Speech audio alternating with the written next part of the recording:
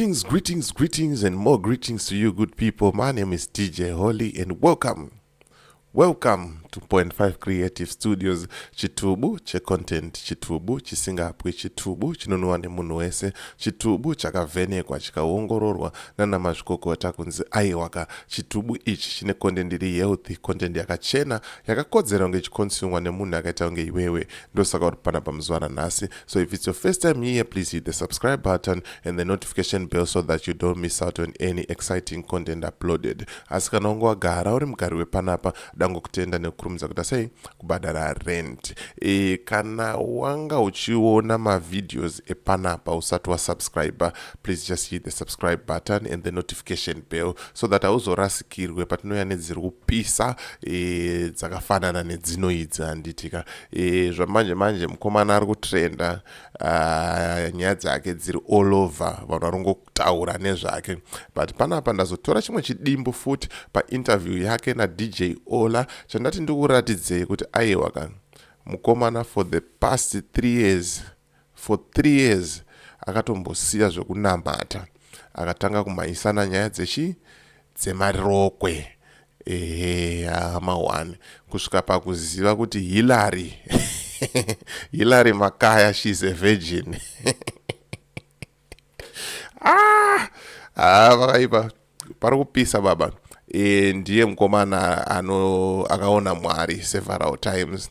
Ndiye mukomana wekutaura iye kuti hanzi muZimbabwe mune muprofita 1 waMwari wechokwadi. Akambokanganwa kuti akataura kuti mune 3 painterview yapfuura.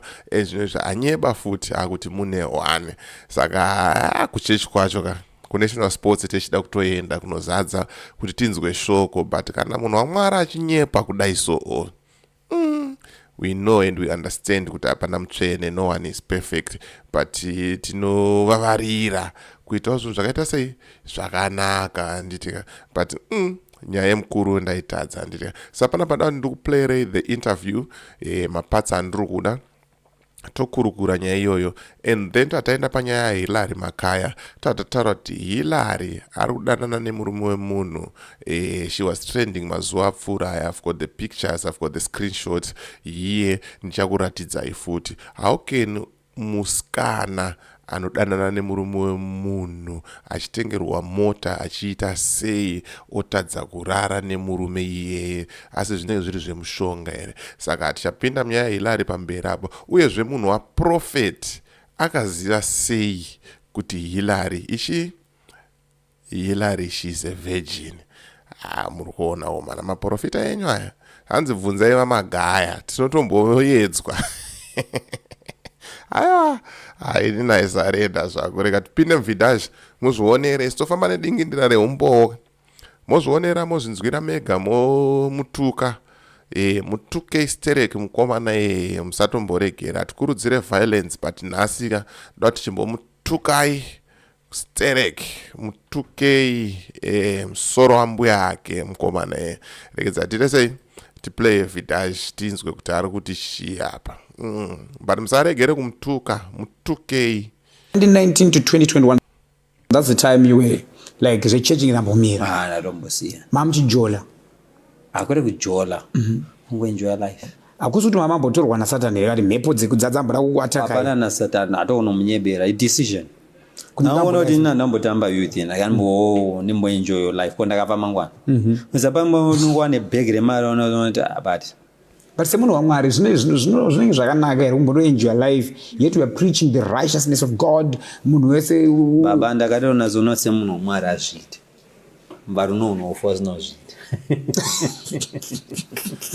Right. From the period ya 2019 to 2021, 3 years.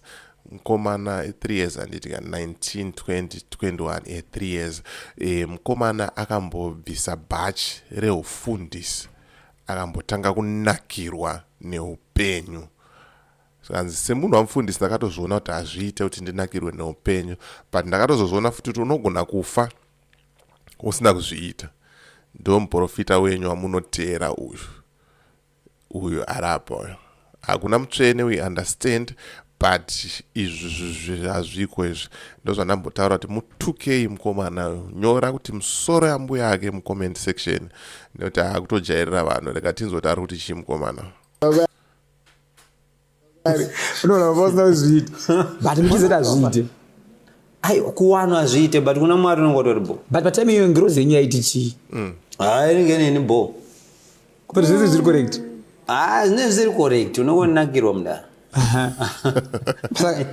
from 2019 yeah to 2021 makaita mabhebhi mangani andiunyebera pari kupisa lucky enough andinambobvera ndakaita zvelocal confirmation from 2019 to 2021 makaita mabhebhi mangani vatadza kutaura zvavo zvikanzi lucky enough anaomboita machi mabhebhi elocal lucky enough anaomboita mabhebhi elocal. It's a confirmation yekuti profeti wako iwewe wauri kuteera uchiti twabamu what uyu arapa just confirmed kuti paperiod iyoyo angane mabhebhi ake machi internationally right reka tifambe nacho local no local but andokunyeberai ndiri munhu akaroora bhazi rinozara bhazi samusadaro bhazi ne malevo ana baba arare mabhazi because ndara look at me zvamwari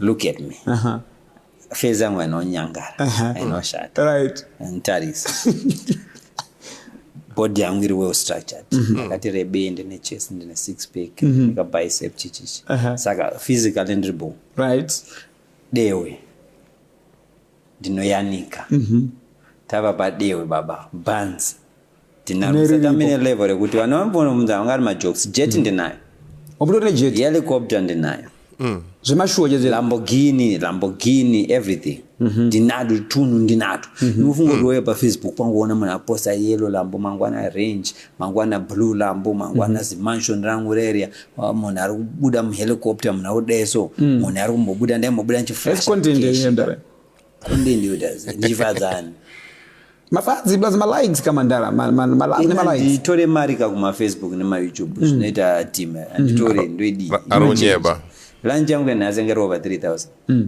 hazvimake sense but vakomana chimbondudzewo kuti lunch yeover 3000 lunch yeover 3000 yaadya mukomanayo amonyanyodyeyi asi adya mombe ngani apamwe 3000 zigi but iwo mazigi acho 3000 baba ungasanyebo and then futhi ari kuti hanzi ina nditore mari kufacebook kunonzi kuchi neku-youtube all my platforms are Passion Java, they are monetized and then he's getting money, he's making money. But same interview ipapo akataura kuti taiwana 3000 ku mari ya inenge yakapinda pa 3 million views yani yaroki yepatati patata isaspenda 100,000 kana kuti medzi dzacho hadzisikuita sei hadzisi kubuda, so he's lying. Pa same interview ari kutaura zvinhu 3 4 5 achinyeba boys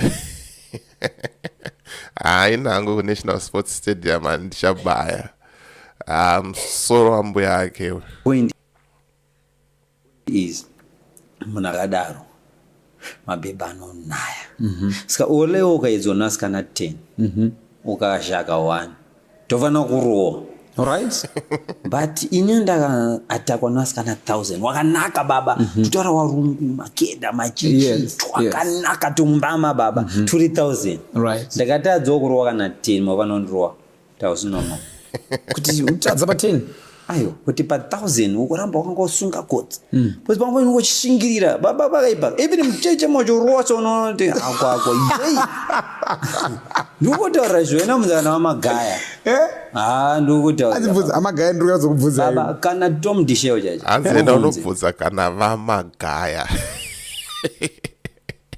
aiwa Makaya tichataurede zvake aiwa Makaya anotozikanwa aiwa chigayo aiwa anogaya aiwa nyaya dzacho idzodzo anodzifambira. Recently kwakuna vakadzi 6 vaiprotesta kuchechi kwake vachitaura kuti aiwa takabatwa chibharo takambunyikidzwa panapa. 6 ndo vari kutaura. Kozoita vamwe vakudhara vaiva vaibuda mumanewspaper vaiita sei, kweta vamwe vari kutonyara kuti tikataura zvikazozikanwa nehama dzedu kuti ndo zvatakaita. Kweta vamwe vakadzi vevanhu futi vari kutonyara kuti tikataura tunobva tazorambwa nevarume vedu. Saka aiwa Makaya ngatimusiye. Makaya ndofunga ndo chibaba chekufambira nyaya idzi handitika. Saka aiwa nhasi hatisi kutaura nyaya Makaya tikumbofamba napashoni rega tinzwe kuti yaufa. Hanzi zvine zvakatooma.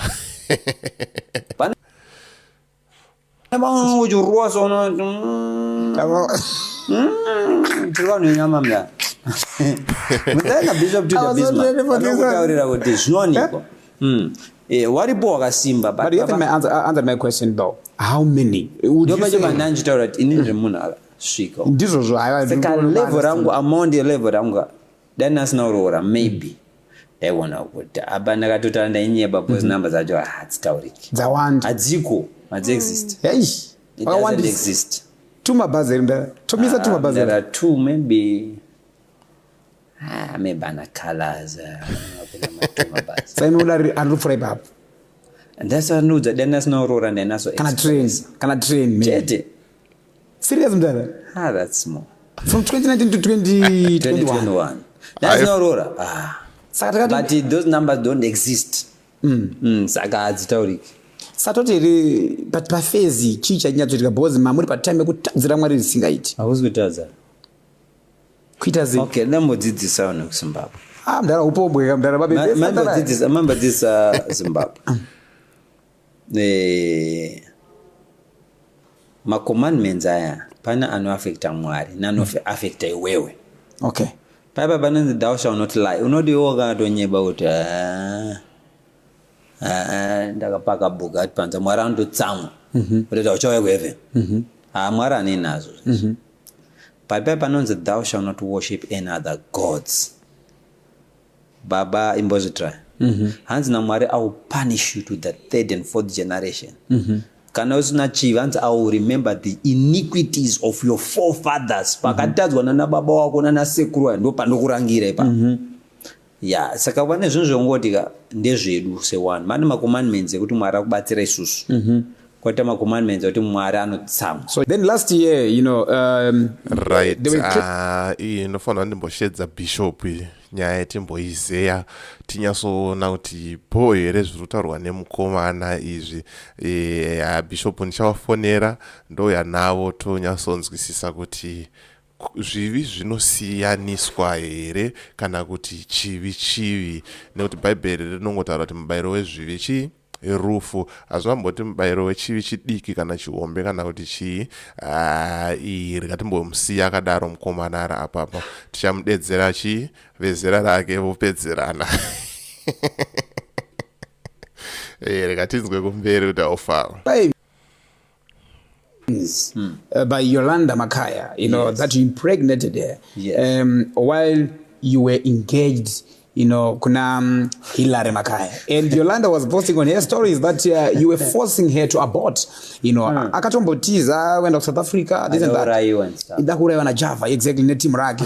So are you taking care of the baby? Let me ask you a question. Is Hilary Makaya a singer? She's not a musician. She's not an artist. Is she an actress? No. Is she a businesswoman? Not that I know of. So what does she do? Socialite. Well, when you say socialite, she doesn't post. She doesn't post. Okay. What about the sister? Yolanda. Musician, yeah. Musician, actress. We don't know that. Okay, but the whole nation knows about these girls. And the young one, right? We got to know about the young one after these. No, we are mkomo. I would have a video mkomo. Okay. And what I hear, because I got Yolanda. No, Yolanda ndiye mkoma. Oh yes. Ngozeta Hillary. Kozita mbi. Let's sorry 3 Zimbabwe nozi yaveza. Vanorira. Vanorira vanoya. Right. We can't like with you know what vanorira nditi. Right. Saka ndoda kudzoka nokuvunza futi same question. Another question. Vanoita nezve kuti variri. Vanorira pachi. Even ndimi ngatotudza because ndimo. That's where I'm going. Okay. But according to you vanorira pachi. Are they beautiful? Zuzikana nevanhu. All right. Yes, according to Sada dodzoka panyaya yedu. Enza Aisha angangobude from nowhere ngoti ndikutsoma ila wekwa Makaya wangoro wakasongeka from nowhere. Since my Imhandara Enzo aona aita song wachisimbisa Mdara simbi ya Mdara. Ndio simbisa nini? Aiwa aisimbisa simbi ya Mdara. Passion kapaso. Apana passion but bebiri kazonzo wachinzi Hillary Makaya kazonzo aiwa Enzo connected to Mdara jamba was No, so my main point that I want to emphasize is kurira it's a skill. Ukauya kwandiri anyone ari kuona akada kurira akauya kwandiri. Tudze munhu akamboya makumangu akasarira. 1 end. So are you saying these ladies vaizvita ida kurira? Taudze chokwadi. Chokwadi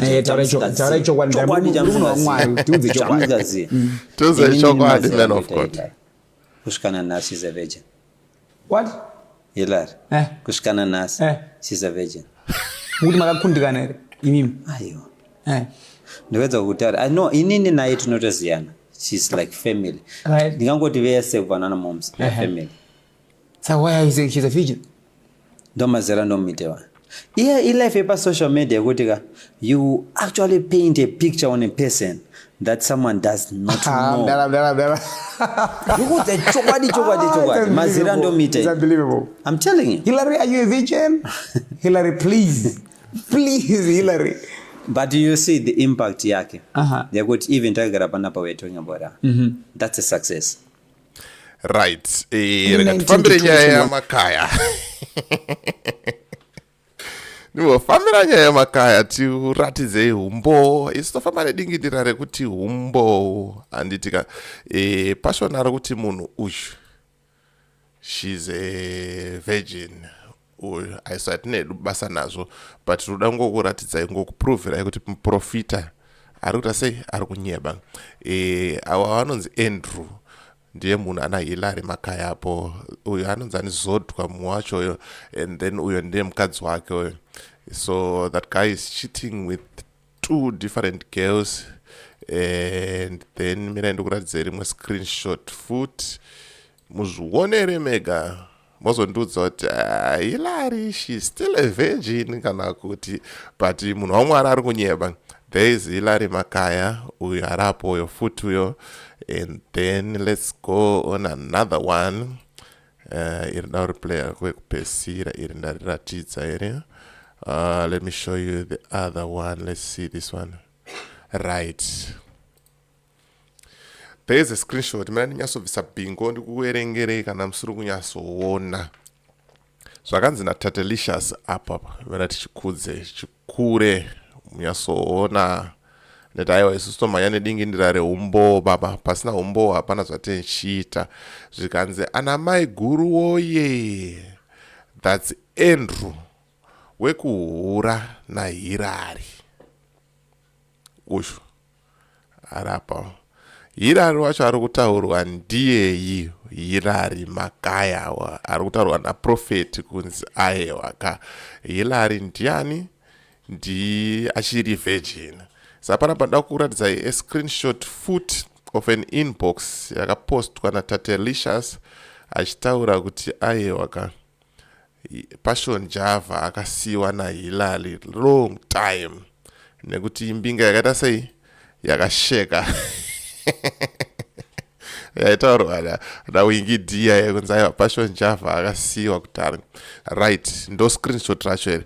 Panoda kuratidza yapa kanzi Passion akasiwa kudhara because akasheka pocket compared to Andrew. Andrew ndiye face waHillary wamanje warida sei wari kumhanya naye ndiye ane screenshot randakuratidzai.